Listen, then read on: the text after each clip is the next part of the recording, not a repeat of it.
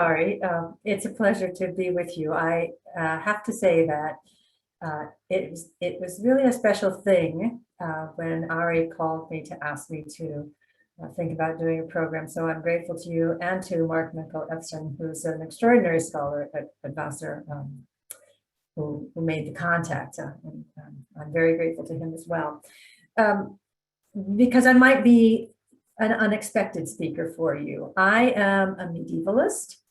I work over the course of my career on European artistic heritage I especially work on the period from the 12th to the 16th century, but our collection goes from the time of Constantine till the 16th century.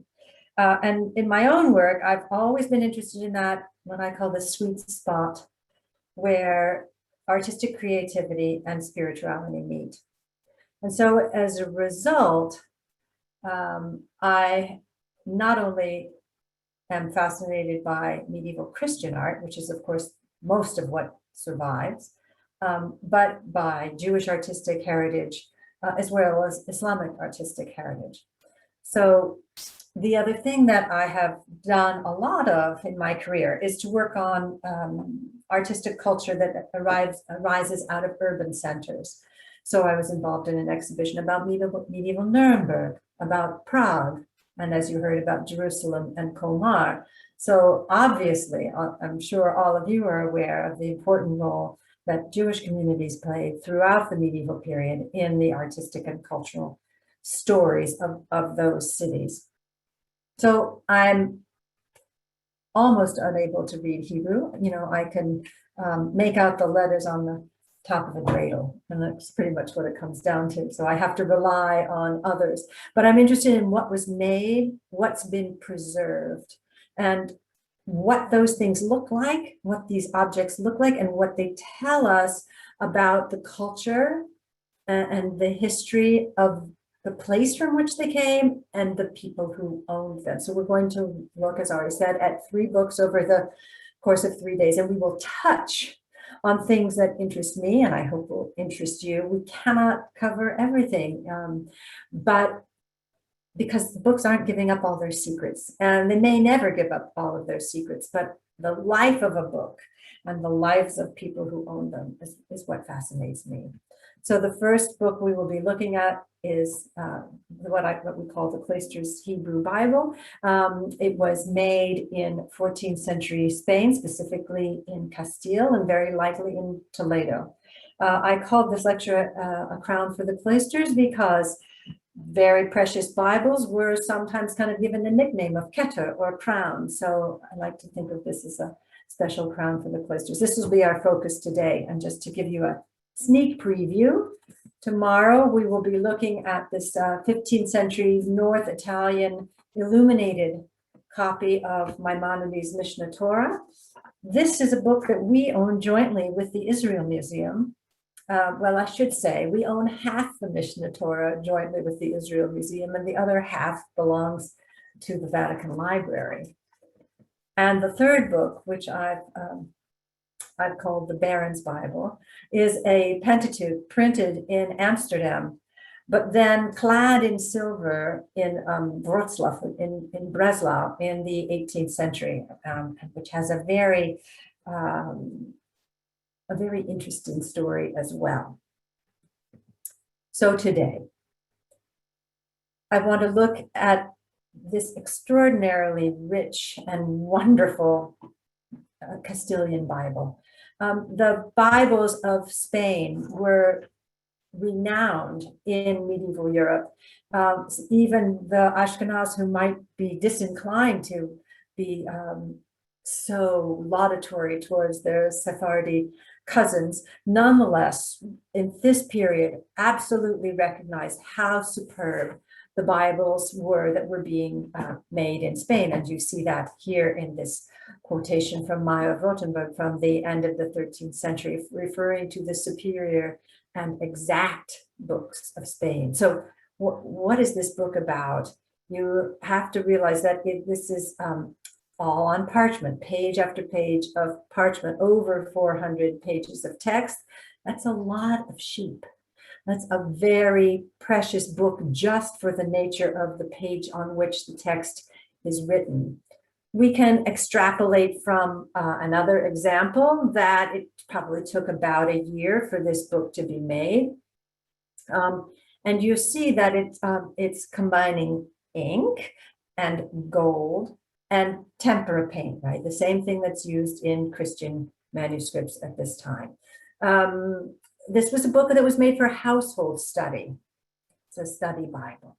And the wealthier classes in Castile at this time might have as many as 25 books or so in their private libraries, because there was this notion that establishing a library in your home where people could come, both men and women patrons were having books of this type made, that was a good deed. In the same was a charitable act, in the same way that feeding the poor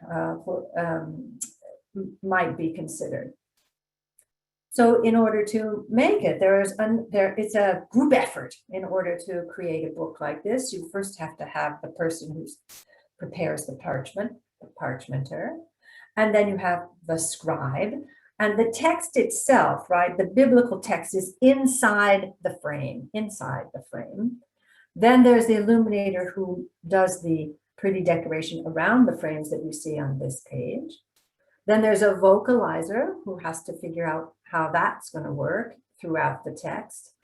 And one or more people who are putting in the mazora, right? Who are adding the commentary. And the commentary is everything that frames the central text.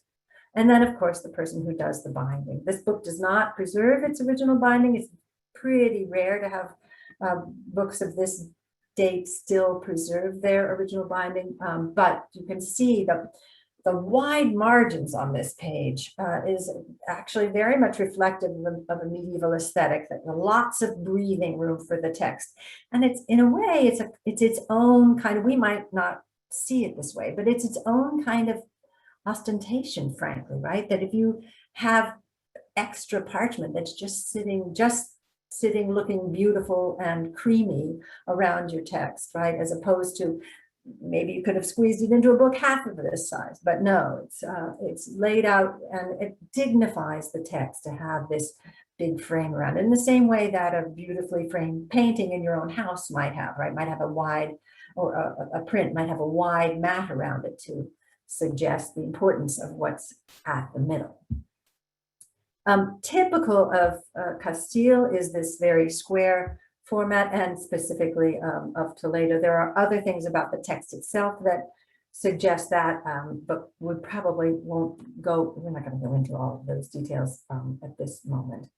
There is a 14th century account of a traveling salesman who comes to Italy. His name was Rabbi Aaron, and he had lived in Toledo for 7 years, and he writes specifically of the many fine, rare, and expensive books that he saw there. And this, of course, is partly about trying to sell the books that he's got with him, right? To, again, boost the notion of the very reputation of such books.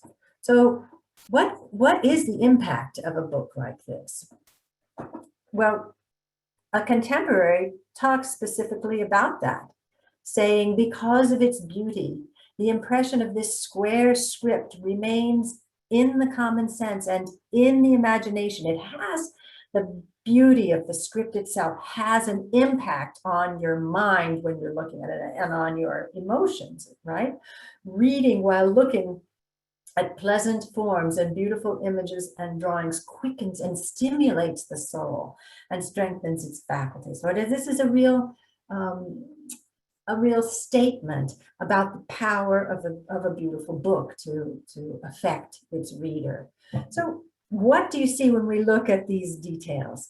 I think it's quite extraordinary. The variation in scale of this script is something that causes you to dive into it and sort of leave everything outside its pages behind when you're looking at it. So in the image on the left, you can see that, right? That's the sacred script, the sacred text in the middle, and then the commentary that's going around it in different scales and going all the way around. So in order to read it, you're going to have to actually turn the book, right? And you're going to have to be completely occupied by it. And then on the right-hand side, you see that there are kind of whimsical notes that happen too. Do you see that? You see this kind of horseshoe arch that makes you think, I'm guessing, if you've been to Spain especially, or North Africa, it has a kind of Islamic quality to it. That horseshoe arch is a kind of classic Islamic motif, but look in the middle of that one arch, there's a little face there. Do you see that? So there's, again, this kind of thing that if the more closely you look, the more you discover, and the more you become almost obsessed with what you're seeing. And then if you look at this trellis around it, it's like a garden trellis, right? But look carefully, those trellises, not the purple lines, but the brown ones, that's all Hebrew text. It goes on and on and on.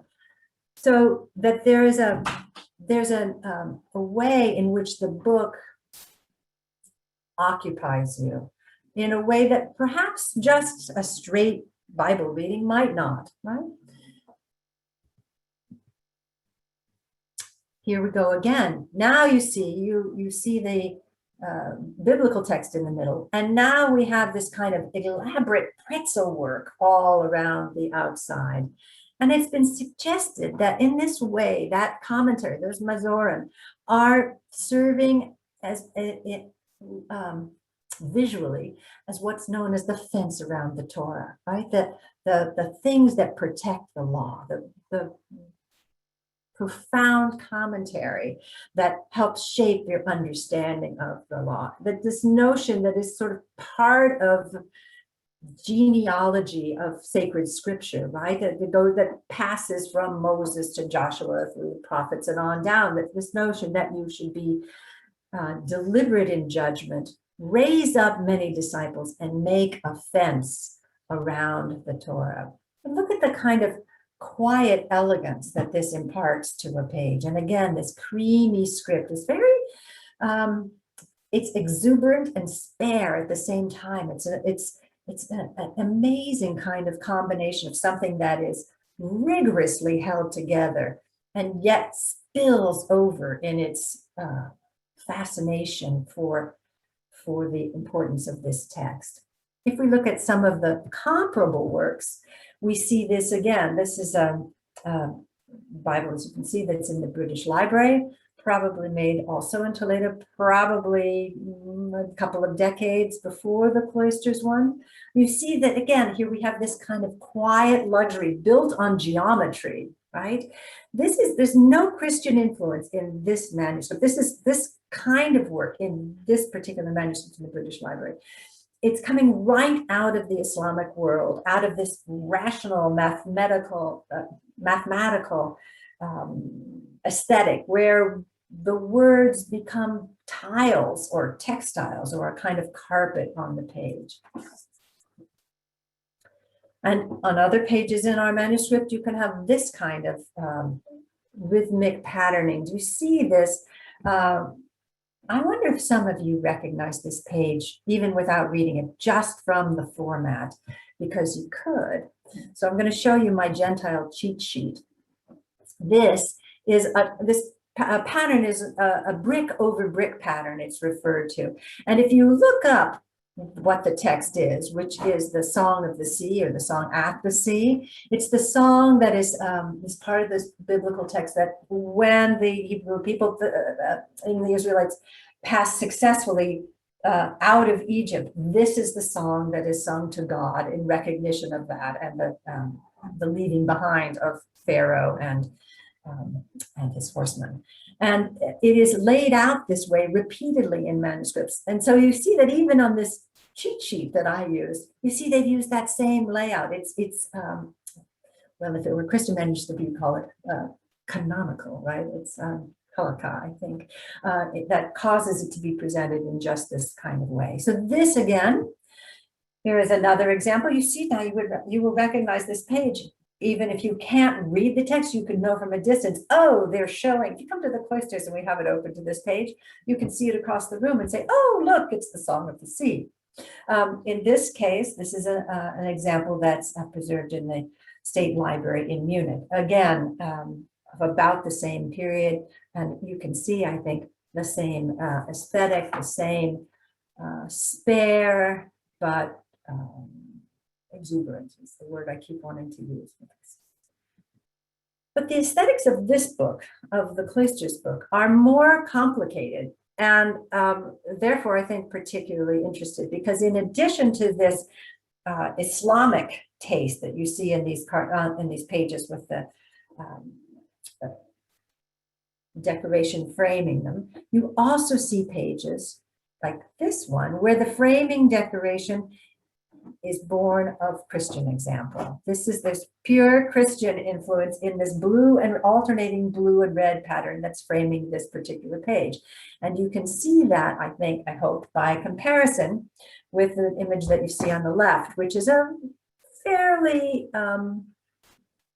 representative. This is not one of the great masterpieces of the Met, but it's a representative example of a leaf from a Book of Hours. A Book of Hours, in case you don't know, is a prayer book for ordinary people, not monks or priests, for lay people, ordinary in terms of their religious calling, not ordinary in terms of their funding. These books were expensive. But this one is contemporary. It's created in the north of France, contemporary to our Cloisters Hebrew Bible. And you see this alternating red and blue pattern, which is used as a line ender and which is also used around the letter. Exactly this color combination and this white highlight, which is called a kind of filigree decoration. So they're using the artist who's illuminating this Hebrew manuscript knows those Christian books and is choosing to use that as a framing device in this. This represents kind of the height of what fancy books look like at this time, right? And there's, of course, very close political links between France and Spain at this time, and very predictable in that regard that there should be a crossover. The page that we looked at before this has this kind of horseshoe arch, this time, however, without the little face in the middle. But there's a little face at the bottom. Do you see? At the center of the bottom. Again, drawing on Islamic example and the connections that we know exist between those societies. And specifically, you can see it here on this capital, which is preserved in the museum in Toledo, from the Museum for Sephardic Material in Toledo. And you see that it has both a Hebrew inscription and an Arabic inscription on it. So this is a capital that dates to the 12th, probably the 13th century. In Hebrew, if we were able to see the whole thing, which we can't, the text is taken from Deuteronomy, and it says, "Blessed shall you be when you come in, and blessed shall you be when you go out," which makes me wonder if this was said at a doorway, right? And in Arabic below, above it, it says, "Blessing and happiness, success and peace." So it's got a well-wishing capital for the person who happens to see it. It's obviously set at somebody's height where they're going to pass by it and be able to read that. So when you get this meeting of cultures in Spain at this time, it's sometimes referred to in the literature or in exhibitions, it's referred to as convivencia, right? This notion of people living side by side and living together. It's a funny term because it's not always convivial, right? Which is our English equivalent word. On the contrary, it can be a very fraught period. But where cultures meet, that's the place that it seems to have manifested itself in very positive ways. And I think you can see that in our book and in these objects. The aesthetics don't have to do with scale, right? That the same aesthetic applies whether we're looking at a monumental work of art or whether we're looking at a precious book, as we are in this case. And I'm showing you a detail of one of the two surviving synagogues in Toledo, one known as El Tránsito. It's known as El Tránsito because of its later Christian manifestation that is not its name at the time as a synagogue. This was a private synagogue. Can you imagine the extraordinary resources that went into the creation of this synagogue? It was built for private use of this gentleman, Samuel ben Meir Halevi Abulafia. He was the patron of the synagogue. He was also the treasurer to Pedro I of Castile between 1320 and 1360. And it was dedicated specifically in 1357. We know the name of the architect. It's a magnificent building. If you have not been there, please put it on your list to go to Spain very soon, as very soon as you start traveling again after we get through this time of our lives. In 13th century Toledo, the Jews constituted about 15% of the population. Not everybody was the patron of this synagogue, right? There were people at all levels of society. I'm now showing you the second synagogue that survives. This became a church in 1405. El Tránsito also became a church somewhat earlier. That's how those buildings have survived. Women and men alike served in any number of professional capacities in Toledo at this time, Jewish men and women, in trade, in crafts, spinning and weaving, especially, of course, for women, in the leather industry, in selling shoes and furs. They were shop owners and physicians. There were women physicians as well. And there were even women who were writing Torah scrolls at this time. So it's quite extraordinary range of intellectual and cultural life in the Jewish community there at the time. We have the great synagogues that survive to attest to the culture. And we have this handful of books that I've shown you a couple of. And we may also have these silver pieces. One doesn't quite know for sure. This is known as the treasure of Briviesca. It was found a number of years ago. I'm sorry, I've forgotten what the exact date that these were uncovered. But they've come to think that they may represent silver that belonged to a member of the Jewish community. And you can guess that. Of course, you might want to guess that because of the Star of David motif at the center of those dishes. Although you have to be careful with that motif, it does not always signify Jewish ownership or Jewish context. But in this case, we have some tragic news that seems to support this. So this is a text that we have about how at the beginning of the reign of Henry, the foreigners that came with him killed the pure and holy community of Briviesca. No one was left of the 200 households who lived there. And that text was dated from 1368. So what happened was in 1366. So the Jewish community got caught up in what was essentially a civil war in Spain between Pedro, who had been the patron of the builder of the great Tránsito synagogue, and his half-brother Enrique, who was contesting his throne. And Enrique was supported by the French. And so when they're referring to foreigners, they're talking about other Europeans, not people from the Iberian Peninsula, who are coming in, joining with Enrique to try to overthrow Pedro, which by the way, was successful. And in that process, the people in Briviesca were killed. It wasn't specifically an anti-Jewish campaign. Rather, there's indication that Christian knights and Jews were defending various places in Castile together, side by side, against this civil war that was being fought. On a happier note, let's look at this silver and what it might tell us about the community. This silver, if you did not know where it came from, and especially if you didn't see that central motif, you might well think that this was French 14th century silver. The form of those plates is very consistent with what has been preserved from France at this time, and those big bowl spoons what you and I might think of as cream soups.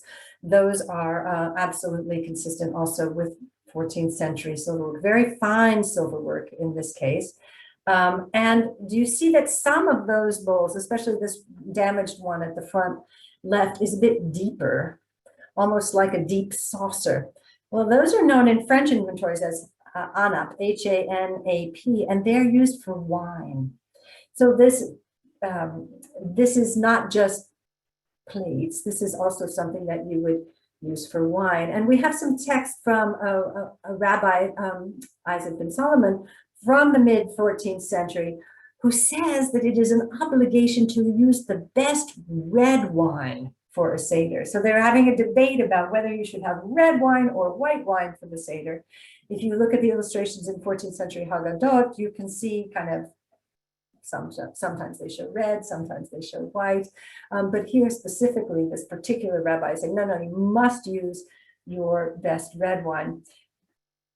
Often I find with Jewish audiences that when they talk about preserved Haggadot, people love the fact that there are wine stains on the pages, right? Because it shows use. And I think it personalizes the book. For me, as an art historian, it's a nightmare, right? The last thing I want to see is something that's been damaged, right, by something spilling on it. But I think for people for whom that, it brings that community alive. And I hope that if you look at these silver dishes and you know that those kinds of bowls were used for wine tasting, that might help bring in this group a little bit alive to thinking about Spanish wines, which are not too bad. Even if Rioja was not planted with its present grapes until the 19th century, of course, it was from the time of the Romans, very much a major product of the region. So let's just look at what the 14th century was like for the Jews in Castile and how that works against what we know of this book. And you'll see in bold there, 1366, there's a signature within this very Bible by this gentleman, David HaKohen Portino, who signs the book, that he owns it, and he signs it on Rosh Hashanah. And that is actually the year for one of these difficult moments for the Jewish community when they're being attacked by the local Christian, or sometimes just for reasons of politics, right? The plague was mostly an issue in Catalonia, so not so much in Castile, where this book came from. There was an earthquake in 1356 in Toledo. Then we have these warfare, the civil war between Pedro and Enrique. And meanwhile, there's that magnificent Transitos synagogue being built. But 3 years later, he is arrested and dies in custody, right? So he is arrested as part of it, gets caught up in this civil war happening there. Then we have the problem in Briviesca in 1368. And then in 1391, the worst, these terrible anti-Semitic riots that grew out of some anti-Jewish preaching, with forced conversions, numbering, so they say, as many as 200,000. I don't know whether that's an inflated number or not, but it's a very difficult time. And there are actually poetic laments being written about this. At the same time, in 1432, there's a synod at Valladolid that goes into some extraordinarily wonderful details about how you should live your life and the things that are permissible and not permissible, that show that through all of this, there are moments when life is quite normal. There are discussions about what kind of pearls can a wealthy woman wear when she goes out into the street. She can't wear this around her neck, but she might be able to wear earrings, but she can't wear a gold bracelet. All kinds of rules and regulations about proper deportment. And then, of course, finally, in 1492, Ferdinand and Isabella, whom Americans know better as the patron of Christopher Columbus, in fact, expels all of the Jewish communities out of Spain, everybody out. It's extraordinary to think that while all of these very dramatic and often traumatic events are taking place, art is still there and being created and being appreciated, and scholarship at the same time. And I think it says a huge amount about Jewish communities of this period, that when they leave, and often they have to leave in a hurry, and often they have to leave with only a certain amount of things, they take books with them. And so, I guess the red violin, as I already have it. And so what you see on the right is the documentation of a sale that takes place of this same book in 1526 in Salonica, what we call Thessalonica today. After the death of the owner of the book, his widow sells the book. So now our Bible has left Castile, probably Toledo. We don't know at what moment. We don't know exactly by what route, but lo and behold, it has ended up in Salonica in Greece, what is now Greece, right? How did that come about? Well, we have a text from, as you'll see here, from a Jewish scholar writing in Crete in 1523, describing what happens. And it says that the Sultan, the Ottoman Sultan, heard of what Ferdinand and Isabella were up to and how terrible it was, and that the Jews needed a place to go. And so he decided to welcome them in, especially then they came to Salonica. What a place this must have been at that time. Absolutely beautiful setting, this great port city, which you see here in a 19th century Englishman's version of it, right? This became a place that the English, to get away from their own weather, traveled to the Mediterranean and did these wonderful images of places that they saw. I'm sure familiar with similar kinds of images that were made in the Holy Land or in Egypt at this time, but this one in Salonica. And at that, even before this, right, in the 1700s, we get descriptions of what it's like now with the Jewish community that is living in Salonica. And we have a French visitor, Nicolas de Nicolai, who in 1734 writes as follows: all the boatmen of the port, that is in Salonica, are Jews, and on Saturday, no steamer can load or discharge cargo. Porters and shoeblacks, bricklayers and silk hands, all are Jews. So it was a very large Jewish population, and they were living in general close to the port in this extraordinarily intriguing city. What makes this so intriguing to me, of course, is also its artistic heritage, this incredible structure known as Las Encantadas, the enchanted ones. That's in the Ladino, right? In this language that is somewhere between Spanish and Hebrew that the Jews coming out of Castile bring with them when they come to Salonica.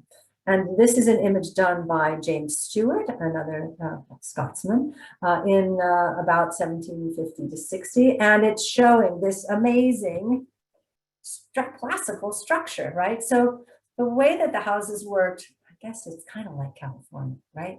When you look at houses in California from the outside, you can't see anything. It's all about the courtyard that's on the inside. That's what always strikes me when I'm out west. But it's the same in Salonica. And lots of travelers describe how the fronts of the house, you can't tell anything, and then you go inside and it opens up.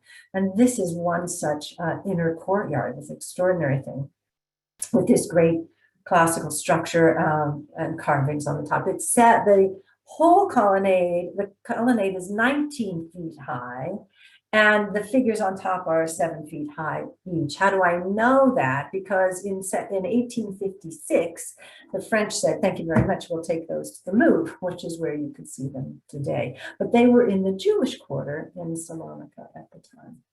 So how did the people in Salonica make their living? They had this extraordinary contract that they got.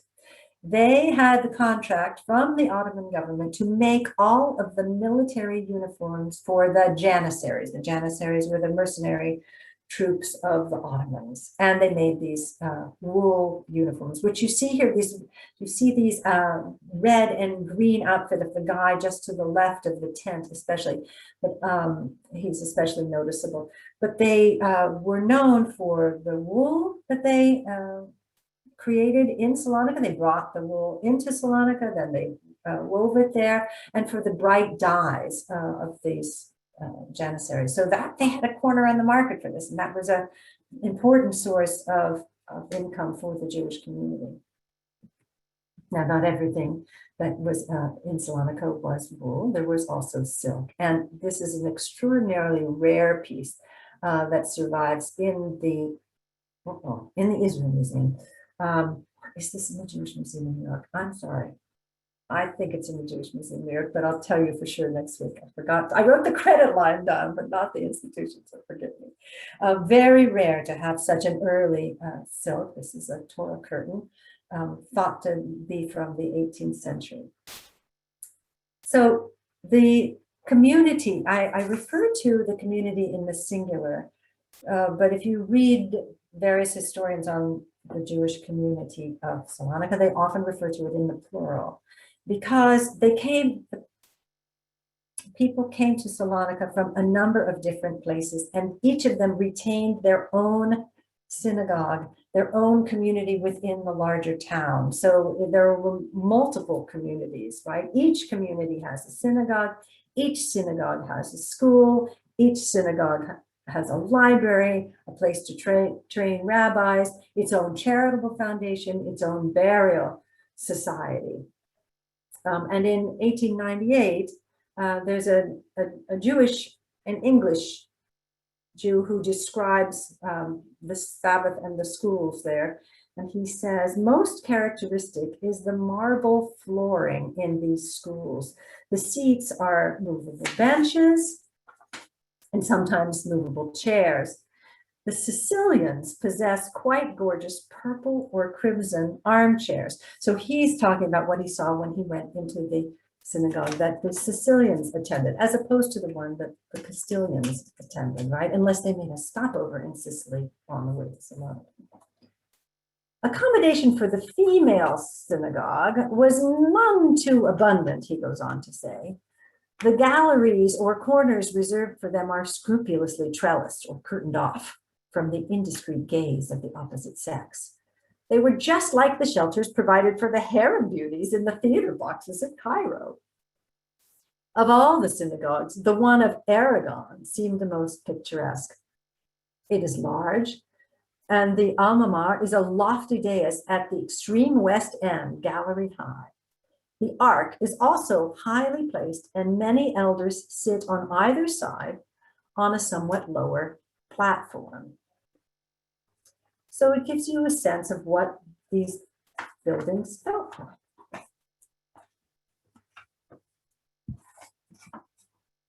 What did they look like? We have this from a costume description quite early from the 16th century.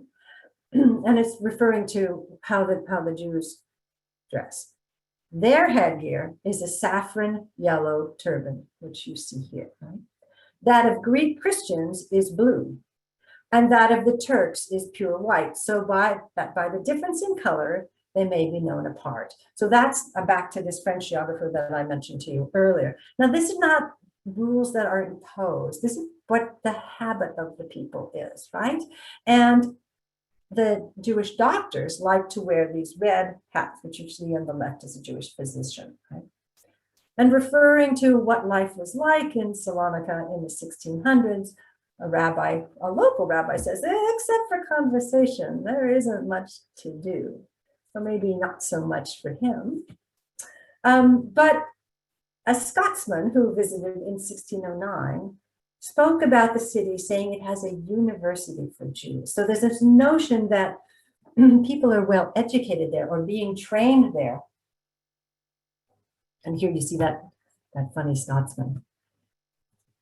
So what could that have meant? Well, I'm showing you a manuscript from 1551, which is preserved in the library at the University of Pennsylvania. Extraordinary. You see that it's dealing with issues of astronomy, right? geometry. And it contains in this book the earliest reference to the Americas in the Hebrew language. Wonderful thing. So we have another indication about the books, about the importance of libraries in Salonica that happened in an unfortunate moment, which was that the city experienced a terrible fire in 1545. Actually, the city of Salonica experienced a number of terrible fires, not the least of which then happened in 1917, but this one was already in 1545. And this Rabbi Benjamin, referring to that event, describes it as follows. Since fire fell from the heavens of God and their abode, and devoured its rooms to their very foundations, synagogues, libraries, holy places and dwellings, and books and cloaks and bells and pomegranates, and the books of the private owners, new and old, and the library of Don Samuel became a firebrand for the smoke, where there were uncountable number of books. And an infinite number of books, Jewish and secular, were written with letters like sapphires and pearls on glorious parchments of the greatest beauty. So let's look at what he's talking about there. He's talking about the preciousness of books. And then he mentions bells, which I imagine you would have guessed right away must be bells that are on the Torah crowns, right? And then he says pomegranates. Well, he doesn't mean fruit pomegranates, right? That's the word that he's using to describe the limonim that have a kind of pomegranate shape that adorn the top of the Torah scrolls, right? So he's talking about all of the decorations, all of the ways of embellishing holy texts. And he talks about books of private owners, new and old. He's talking about the fact that some of the books that are so important are books that are old books, right?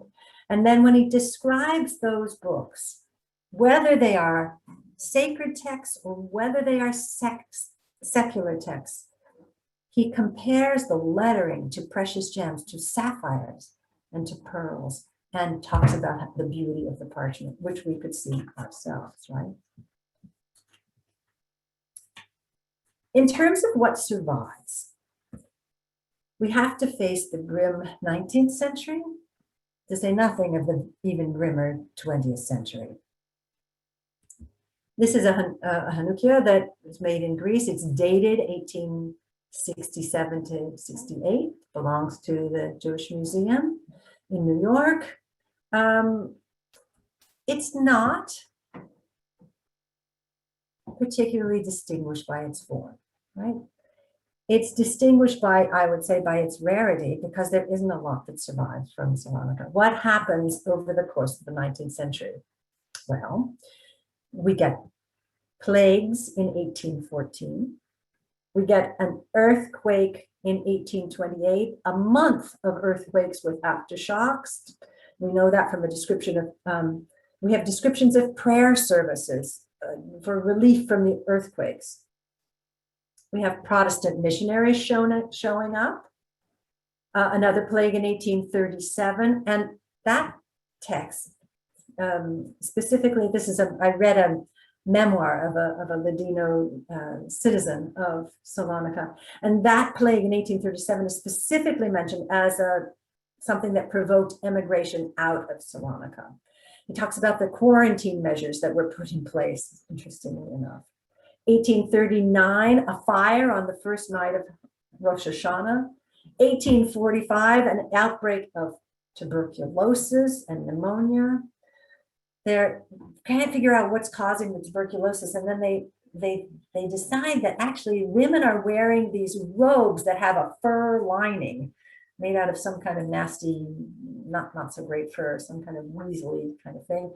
And they decide that they have to prohibit the fur lining, and everybody has to rip the fur linings out of their coat because they think that maybe the germs are being caught up in this line. There's a fire in the European quarter in the 1850s. In the fire of 1839, they had to tear down all the houses near the Aragon synagogue in order to save it. It destroyed half of Salonica, including the European quarter. and so on and so on. Another fire in the 1890s. In the midst of that, at a moment that we don't know, our Bible moves again.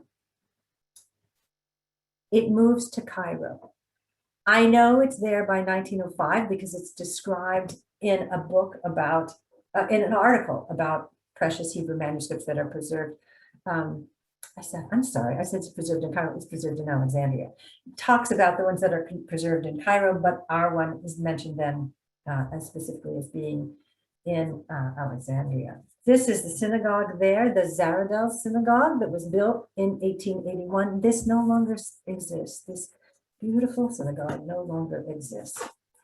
But that is where our book was. It was in the Bookmarks district, which is actually the neighborhood where near the old fish market. It was an area where was actually then not so well-off Jews who were living in that region. The manuscript is mentioned as being there as being kept in a, quote, tastefully made cupboard near the ark. It was used annually. Our book was paraded around in a Simchat Torah procession at that time. Around 1900, there were 18,000 Jews in Alexandria. And just before the emigrations that happened at the time of the founding of the State of Israel, there were 40,000, right? So there's this great growth over that period.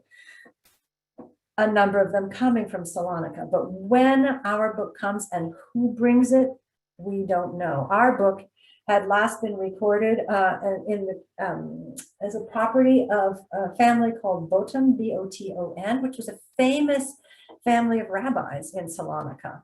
But that's in the 16th century. I'm guessing it moved in the 19th century because that's the more logical time for it to move. But we may be able to, if I keep working on this, we may be able to figure out how more about that family tree. I've been given some names to see if we can try to track down movement. There's not a lot that's recorded in terms of artifacts, other kinds of cultural and artistic heritage that come from Alexandria at this time. There are 10 rimonim that survive, of which this is one pair.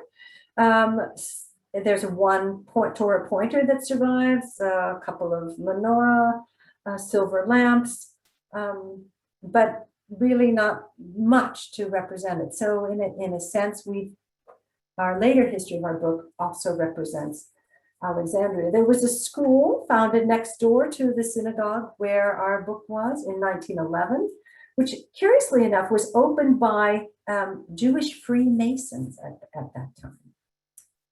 The community is quite prosperous for the first part of the 20th century. And as I'm sure most everyone in this group is aware, that lasts until largely actually until 1956, when most of the Jewish community leaves Egypt in the wake of the Suez Canal crisis.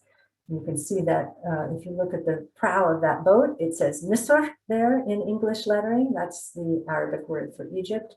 And it says Alexandria underneath it. And I suppose that might be what it says above in Arabic, but I can't quite see it.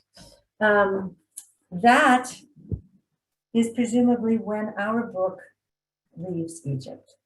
Our book went on to a European private collection, and then to another private collector, and then was sold to us jointly with the Israel Museum after a third, no, I've been telling you the wrong thing. I'm so sorry. The jointly owned one is the Mishneh Torah that we'll talk about tomorrow. This one is all the Cloisters. It came out of Egypt, went to Europe, went to a second collection in Europe, and then was sold to the Met in advance of an auction sale at Sotheby's a couple of years ago, where it is proudly displayed so that the next time you all come on field trip to New York, you must make a visit to the Cloisters. That is the text that I have for you today, and I'd be happy to answer questions if you have them.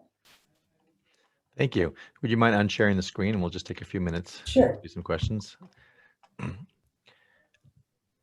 So you took us from Castile to Salonica to Alexandria to Europe to the United States all in less than an hour or about an hour. Learning a lot about a part of the world I didn't know, particularly in Thessalonica. So thank you. And here are some questions that people ask. How big is the book itself? Like how large is it? Or how small is it? You know, I should know that off the top of my head, but I don't have to know that except for that, you know, it's this big, right? I can handle it. It's very heavy and it's smaller than what used to be a telephone book, and its dimensions, it's sort of square dimensions, and it's smaller than a piece of the traditional notebook paper, sort of squared up version. So is it a featured work? So if you go into Cloisters today, you know where to find it? Is it on display right now? Yeah, it just came off because it has to rest. So you need to understand that manuscripts, whether Hebrew or otherwise, we have to rest them from time to time because they mustn't be exposed to too much light, and they mustn't always be open to the same page. I'm sure you know this from your own private reading, right? If you have a book and you leave it open to the page, then thenceforth, whenever you open it, it wants to fall open to that same page. That's not good for a book binding, right? So it was on during, we put it out, we're always sure that it's out for the major Jewish holidays. So it's just come in after it's Passover and Shavuot showing. And it will be back on exhibition in late August through the end of the calendar year, because there will be an exhibition about Spain, medieval Spain, and it will be featured in that as well. So we're going to send Cynthia Weber to go see and take a picture. Is she allowed to take a picture of it? Can you take pictures in Cloisters? Yes. Okay, so she'll take a picture of herself. No flash. And if you don't mind, she'll just hold it up in the air, right? She can, she can take a selfie with it behind her in the case. I assume these and the other books you're going to talk about are books have you touched these books? Have you held these books? Have you turned the pages? Yeah. Yes. That's why I do that's, you know, what better job is there in the world than that? It's hard for us to appreciate. We can appreciate the stuff you've showed us, but to actually be there and touch it. I can't tell you what a privilege it is to hold a work of art in your hands. To think about the thing that you love most in your home. Maybe it's something that you got from your grandmother. Maybe I don't know what it is, but it's beautifully made, and it almost vibrates in your hand. It's so when it's something that you can see the craftsmanship and you can feel the materials, and manuscripts, you know, whether it's the leather or the binding. Actually, just as a side note, we don't use gloves when we handle manuscripts because it's your ability to feel is diminished when you have any kind of glove on. So we always just wash our hands first, right? Because the issue is oil on your hands. Wash our hands first. So you touch that parchment, you know, obviously in the corner, right? So you touch it as little as possible, but feel something very special. It's like almost like a meal. Ed wants to know, is there a replica made of this Bible that you can, like, it has been made into a book that you can buy that you can have a copy of it, or is it online that you can see it, or is the only place you can see it in the museum? So you can see some of its pages online. If you go to the Met website, type in Cloisters Hebrew Bible, and you'll turn it up and you'll see some of the pages. You'll see Song of the Sea, you'll see some of these decorated pages that I showed you. But otherwise it has not been reproduced? No. And do you have any idea who commissioned it? We do not. Rosa wants to know, is there gold leaf in any of the illustrated manuscripts? Yes. Yes, absolutely. And when I showed you the first image that I showed you, there was a gold leaf border. So I probably should have mentioned that would be, you know, when I was mentioning all the people that are involved in the process, right? You have the illuminator who's painting it. That may or may not be the same person who's applying the gold leaf. Do you think it was a Jewish person who did the who made this book, or did the Jewish person do the Hebrew letters, or was it completely made by people outside of the Jewish world? No. So everybody but the illuminator is Jewish, for no question about it. But the illuminator, we don't know for sure. There aren't any giveaways in this manuscript. What is clear is that the person is familiar with Christian manuscripts. So what does that mean, right? That means it's either, it's not impossible, but it's more likely it's a Christian illuminator who's been brought in just to do those couple of fancy pages. Whoever wants to know, does the book have is it a colophon? Is that the correct pronunciation? And Yeah. if yes, what does it say? So there are several things. It doesn't, if it had a colophon, we would know a lot more about it, right? It has rather things that have been written in to it. So the first thing that appears is this owner who writes his name on Rosh Hashanah in 1566, and then these names that appear, that are put into it in Salonica. Often Hebrew manuscripts do have colophons that tell you who it was made for, who the scribes were. Sometimes they'll say, you know, I'm the scribe and I've been sitting here with my broken leg and it's been terrible, but I got it done. Things like that. Were you involved in the purchase of this manuscript? Yes. And Yes. what was your role in that?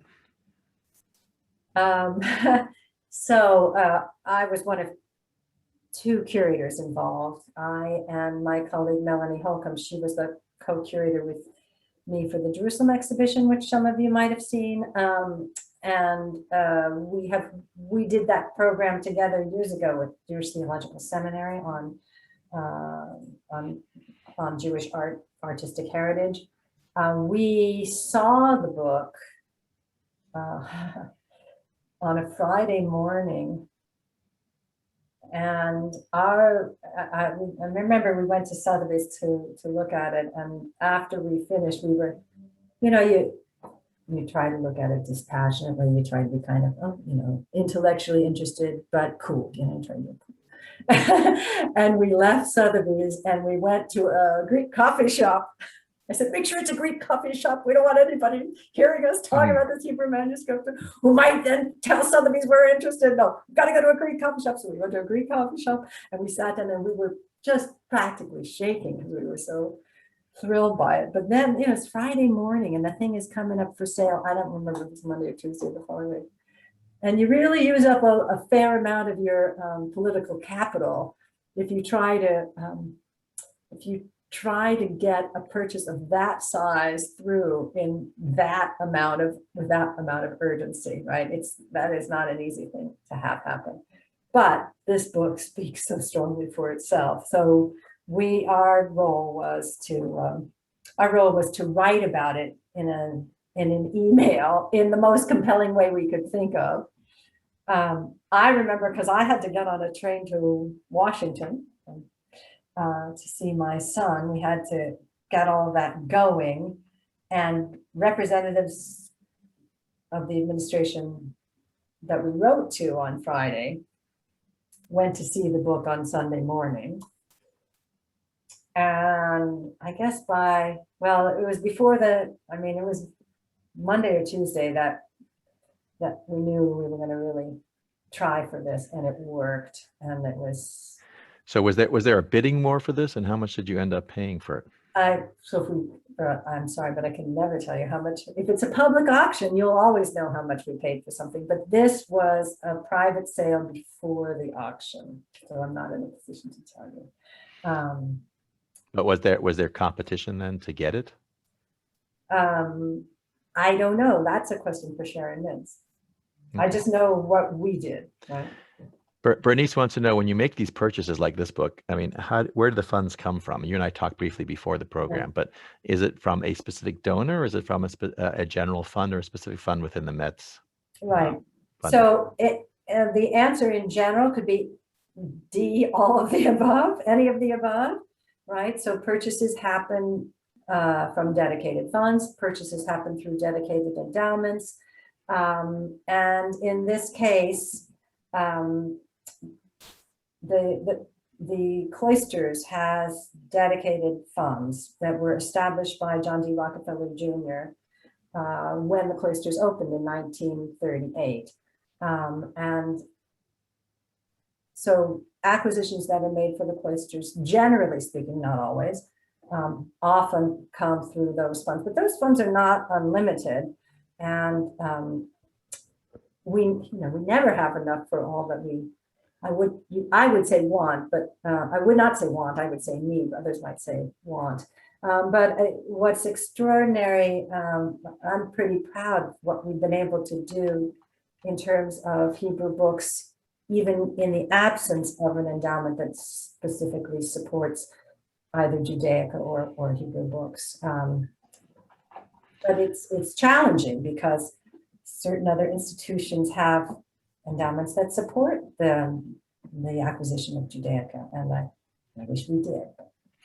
Jake wants to know, so is this the only copy of this text? In other words, is this the only existing copy? Did people make copies? So in other words, would you find 3 books exactly like this that were made and given to different donors, or did the donor basically pay for this one Bible, and this is the only one that exists of its kind? So it depends on how you define those terms. That was John D. Rockefeller. Here, see this coming in. It's John D. Rockefeller Jr. So the biblical text has sisters, right? And that's one of the ways that the way that the biblical text is presented, one of the ways that we can tell that this book comes from Castile is the way that the biblical text is presented. So you guys are all going to know more about this than I do, but let me just try. So biblical texts in the readings that you do throughout the Jewish calendar year go in either 1-year cycles or 3-year cycles historically, depending on which type is being followed. And text from Castile, this kind of study Bibles from Castile, have indications for both types. So within the Pentateuch of this book, it tells you, there are indications of what it should be if you're following a 3-year cycle and what it should be if you're following a 1-year cycle. Now everybody follows a 1-year cycle, right? But at this period, both were possible. And that's one of the signifiers, that's one of the signs for scholars of Hebrew text, which I am not, that this particular book was made in Castile. So the ones that I showed you that also look kind of like it, they are similar in terms of type of decoration and in these kinds of internal indicators for its use, but none is its twin. Carol wants to know, is there anything surprising? I mean, and this may be a question you don't have the answer to. In the text, in the biblical text in this Bible, is it consistent with the Masoretic text, or is there anything that's different in here that we should know about? I think it's, for all I know, it's insofar as I know, it is consistent, right? And that's one of the reasons, I was talking at the beginning about how these Ashkenaz guys would say, oh my gosh, the Bibles from Spain are so great. Right? One of the reasons that they were looking to them was that they felt that these Sephardic Bibles were like a sterling, right?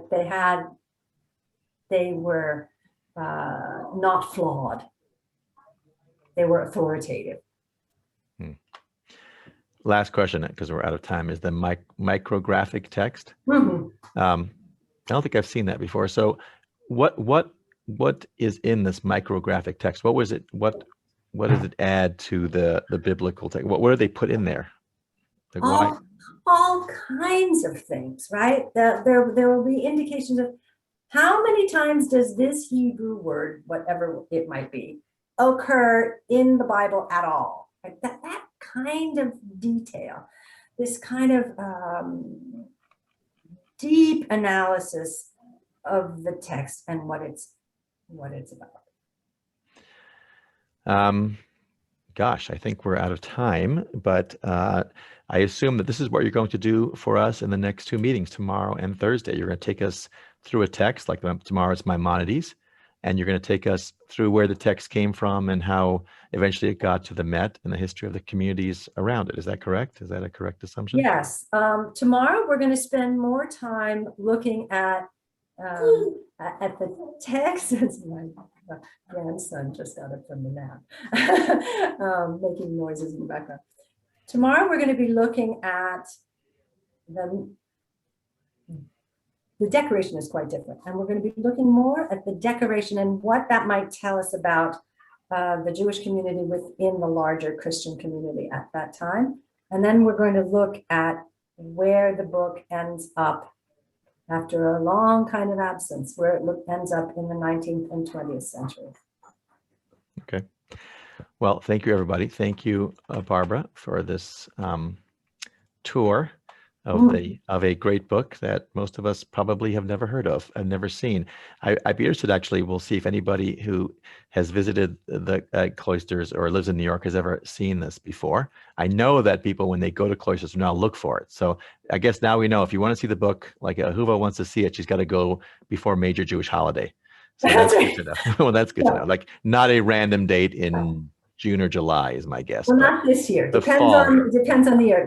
It was in the exhibition Making the Met, the history of collecting of the Met. This was our 150th anniversary exhibition, right? So it was on exhibition for that. And then I wanted it out for the spring holidays, and we know it's going to be out in the fall. So that's why it's sleeping this summer. Okay. Well, we hope it sleeps well, and we look forward to seeing it this fall. And a challenge out there to you New Yorkers, please go see it. Get a picture of yourself next to it. If you're wearing a CSP hat and you're next to it, you may get a prize. Okay. So take care, everybody. We'll see you tomorrow, same time, Maimonides Mishneh Torah. Bye-bye. Bye-bye.